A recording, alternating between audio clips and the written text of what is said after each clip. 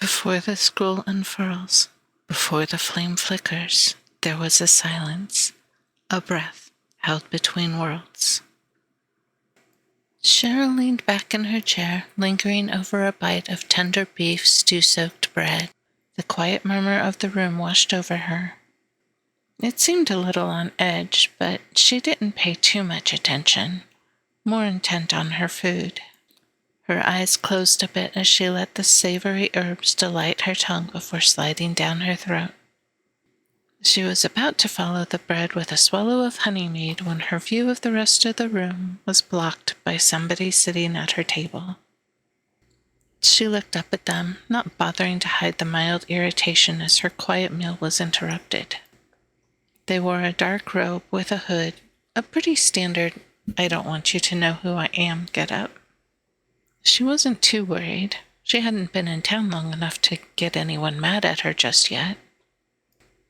She did glance around, though, finally noticing the tension in the room.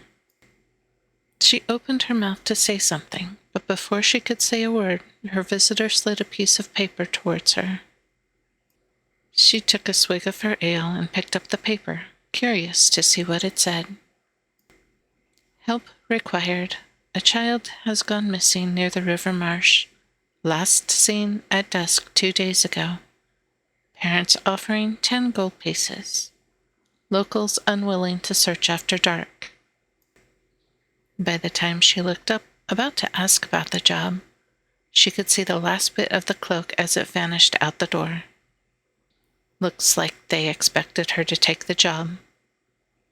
She took her time finishing her meal, although she wasn't tasting her stew as she was mulling over the paper in front of her. She finally noticed the glances darted her way and hushed whispers that threaded through the normal conversation. Cheryl turned the paper over, noticing a map. Looks like her anonymous employer had provided her with a basic map leading to a river delta and a little mark which, she presumed, is where the child had been last seen. She frowned slightly as she contemplated the paper and the job on it. Somewhere out there was a child, scared and in danger. She just knew her conscience wouldn't let her rest properly until the child was home again. She sighed inwardly as she pushed her chair back and stood up. She left a couple coppers on the table to pay for the meal as she shouldered her pack and headed out the door. At her hip, the dagger vibrated imperceptibly. She lit her lantern and adjusted the hood on it so she could see in front of her. She had reached what looked to be the X-marked spot on the rather Spartan map and was getting ready to look around. She knelt and looked around for tracks.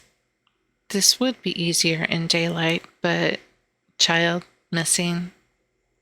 There weren't a lot of tracks left, and as she looked around, she felt a little tug at her hip. She pulled out the dagger and stood looking in the direction of the tugging. The gem at the end of the hilt gave a soft little glow.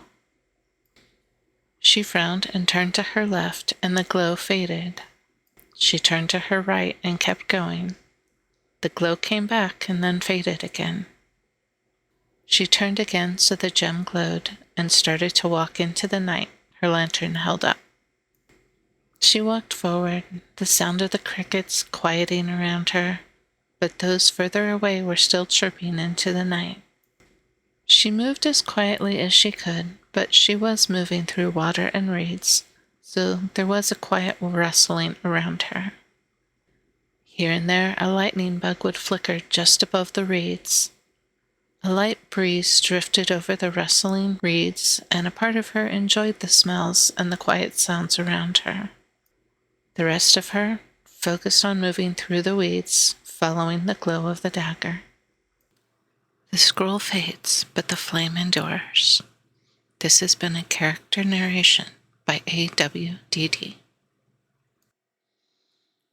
If you would like your character's backstory handwritten in a way that embodies your character, please visit our Etsy store, AWDD Legacies.